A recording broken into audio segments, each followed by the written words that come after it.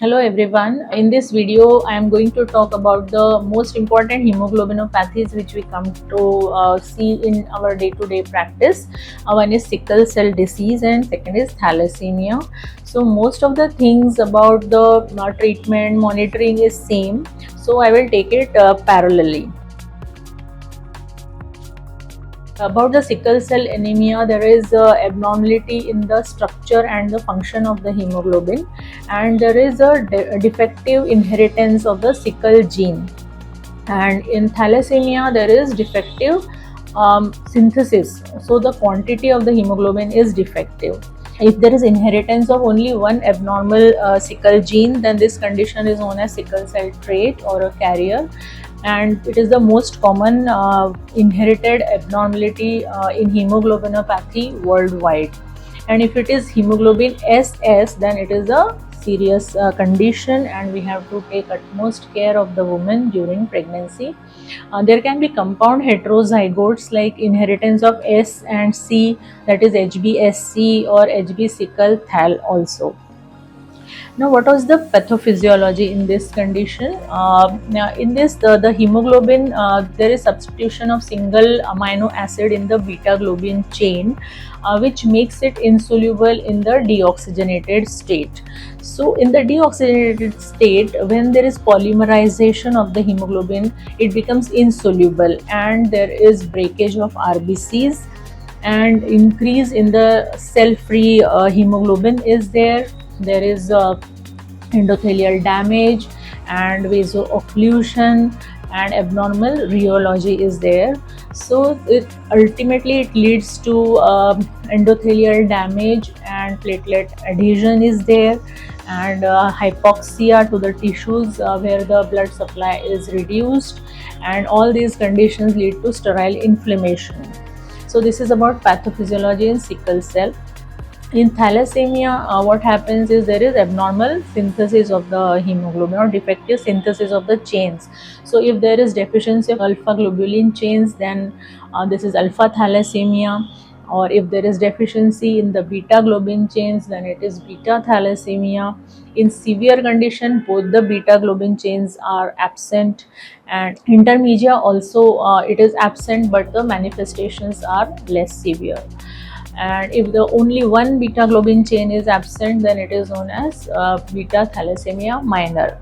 So if there is defective hemoglobin chains, then there is ineffective erythropoiesis and there is peripheral destruction of the red blood cells. All these conditions will lead to microcytic hypochromic anemia. So because of proliferation in the bone marrow, there are skeletal deformities, there is organomegaly, osteoporosis, and there is a hypercoagulable state, and increased venous thromboembolism risk is there. The clinical features of sickle cell, it can present with anemia, it can present with vaso-occlusive crisis like joint pain, swelling, difficulty in breathing. It can present with a stroke also, or retinopathy and visual symptoms. It can present with pulmonary arterial hypertension, acute chest syndrome, cholelithiasis, then renal insufficiency, or chronic leg ulcers. In addition to this, in thalassemia, she can present because of there is excess deposition of iron, because we classify it as transfusion dependent thalassemia and non transfusion dependent thalassemia. So repeated blood transfusions, it lead to deposition of iron in the various vital organs. So if it deposits in the pituitary, it can cause delayed puberty, then infertility, and if it deposits in the pancreas, then they present with diabetes mellitus. It can present with the hypothyroidism because the thyroid gland is involved, and there is a skeletal deformity, osteoporosis, hypercoagulable state, iron overload, hepatic dysfunction, pancreatic dysfunction, and other endocrine dysfunction. In around more than 50% of cases, there is a risk of death because of cardiac failure in thalassemia patients. Now, what about the preconception counseling. It is the most important thing which we have to do in both the conditions because they are inherited in autosomal recessive manner. So if a lady is positive or she is having a sickle cell disease or thalassemia, then we have to do the partner testing in that. And if both are carriers, then there is 50% chance that the baby will also having the disease proper. So we should give them proper contraception till their condition is optimized, and we have to optimize all the complications which we have discussed. And we have to give them folic acid, which is high dose 5 milligrams before conception, which she has to continue till at least 12 weeks of conception. And we have to look into other medications, like if she is using hydroxyurea, then we have to stop it 3 months before conception. Vitamin D is deficient in these patients, so vitamin D supplementation is necessary. And then if she is having hypertension and she is using ACE inhibitors or ARB blockers, then they are stopped, and once she conceives we have to shift to the safer antihypertensive medications. Then if she is hyposplenic or if she is splenectomized, then we have to give her penicillin prophylaxis. In such patients, they are at increased risk of infection with encapsulated bacteria like Neisseria meningitidis, H. influenzae, and Streptococcus pneumoniae. So we have to give vaccinations to these women. Influenza vaccine every year and pneumococcal vaccine every 5 years. Hepatitis B vaccine is also recommended in such patients. Next is we have to see for iron overload because the chelating agents, they should be used before she conceives because they are contraindicated in the first trimester. So desferrioxamine has to be given. About the blood test which we have to do in the preconception period, for sickle cell disease we have to do the kidney function test because there is a high risk of nephropathy. Liver function test because there is deranged liver function. Retinopathy, proliferative retinopathy is common, so we have to screen the retina. ECG and echocardiography to see the left ventricular ejection fraction. Then we have to do the cardiac MRI to look for any risk that she will land up in cardiac failure. If the red blood cell antibodies are present, then there is a risk of hemolytic disease of the newborn, so we have to check that. In addition to this all has to be done in thalassemia. In addition to this, we have to do the cardiac MRI, that is the T2 weighted images. It should be more than 20 milliseconds. If it is less than 20 milliseconds, there is increased risk of cardiac failure. Then FeriScan, that is the liver iron stores. It should be less than 7 milligrams per gram of dry weight of liver. If it is more than 15, then there is increased risk of cardiac failure. Then we have to do the DEXA scan because there is increased risk of osteoporosis. Vitamin D levels are to be done because they are deficient. Thyroid function test should be done. Then red cell antibody status should be determined in such patients. We have to do ultrasound because there is increased risk of cholelithiasis in such patients, and there is increased risk of diabetes also, but HbA1c is not a good marker, so serum fructosamine should be less than 300 nanograms per ml.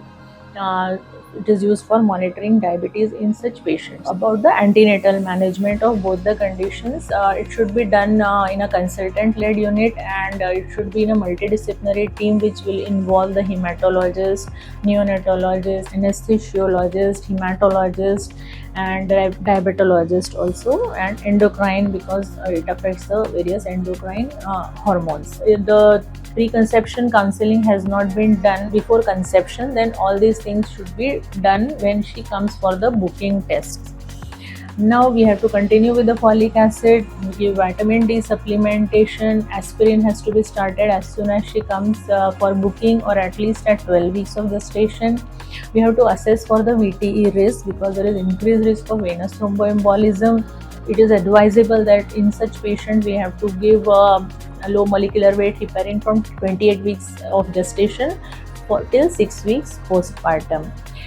Then prophylactic blood transfusion is needed if she is on hydroxyurea, or if she is already on blood transfusions because to prevent stroke, or if she has multifetal pregnancy, or if she has any other complications which are developed during pregnancy.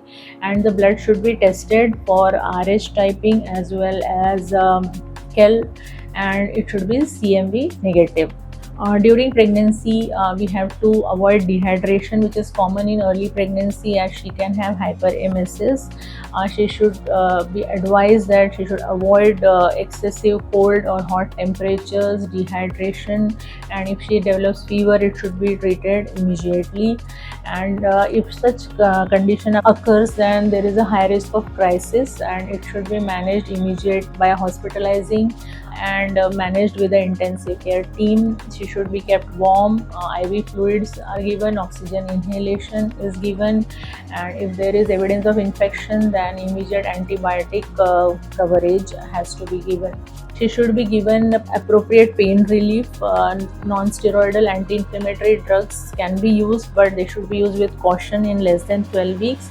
And after 30 weeks, NSAID should not be given because increased risk of premature closure of ductus is there. About thalassemia, there is increased risk of fetal growth restriction, preeclampsia, stillbirth, placental abruption. There is increased risk of multifetal pregnancy because they have infertility because of deposition of iron in the pituitary, and ovulation induction is needed. There is increased risk of gestational diabetes, and so perinatal mortality is also high in such patients. So it should also be managed with the multidisciplinary team, which includes diabetologist and endocrinologist, hematologist. In thalassemia, VT risk assessment has to be done, and if there is splenectomy done plus the platelet count is less than 600 into 10 raised to the power 9 per liter, both the conditions are there, then we will give aspirin and heparin. But if either of this condition is there, then we will give aspirin. Then we have to refer to the cardiologist at 28 and 36 weeks of gestation.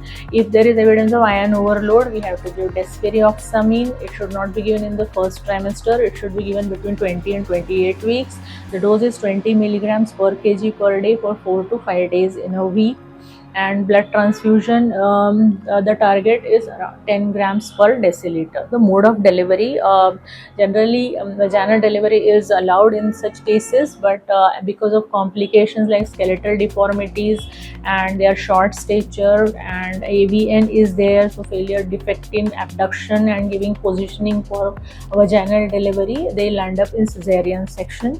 The delivery should be in consultant-led unit, and blood transfusion facility should be there. The time of birth in sickle cell disease is 38 to 40 weeks of gestation, and anesthetist review should be done in the third trimester itself.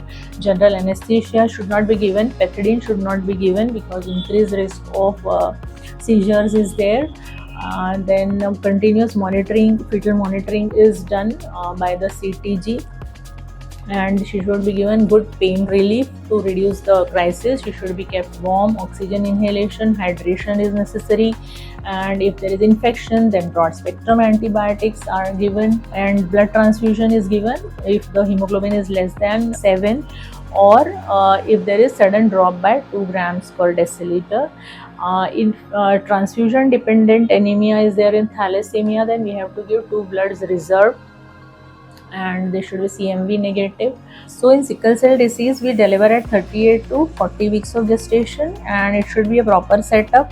GH is avoided, anesthetist assessment is done in the third trimester. Blood transfusion is given if the hemoglobin is less than 7 grams per deciliter, or if the hemoglobin falls more than 2 grams per deciliter.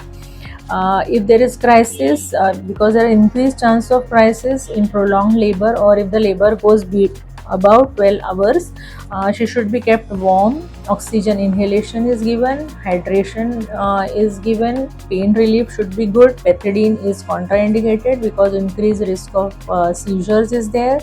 If sepsis is suspected, then broad spectrum antibiotics should be given. Routine antibiotic prophylaxis is not needed, and 10 days low molecular weight heparin should be given. In thalassemia, the time of birth depends on the issues which are identified during pregnancy. In transfusion dependent disease, if the hemoglobin is less than 10, then cross match 2 units once in labor. In thalassemia major, desferrioxamine 2 grams are given over 24 hours by IV or subcutaneous route. Infusion should start at the time of arrival till delivery, and VT risk assessment should be done. And if there are additional risk factors, then the low molecular weight heparin is continued till 6 weeks, and we have to commence chelation as soon as possible post delivery. In postpartum period, the crisis is seen in 21 to 25% of cases. NSAIDs can be given. Codeine should not be given because it is secreted in the milk. Dihydrocodeine and tramadol can be given. The infants are monitored for sedation, breathing difficulties, constipation, weight gain, and breastfeeding should be encouraged. Test the baby for sickle cell disease. Deferriprone is contraindicated in breastfeeding. We have to discuss the contraception. The combined oral contraceptive, there is a theoretical risk of thrombosis and crisis, so progesterone only pills should be given, or levonorgestrel and depo-provera. They are known to reduce the pain episodes in 80% of cases. So this is all about sickle cell disease and thalassemia. So if you like the content of the channel, please subscribe to my channel and don't forget to hit the like button. Thank you.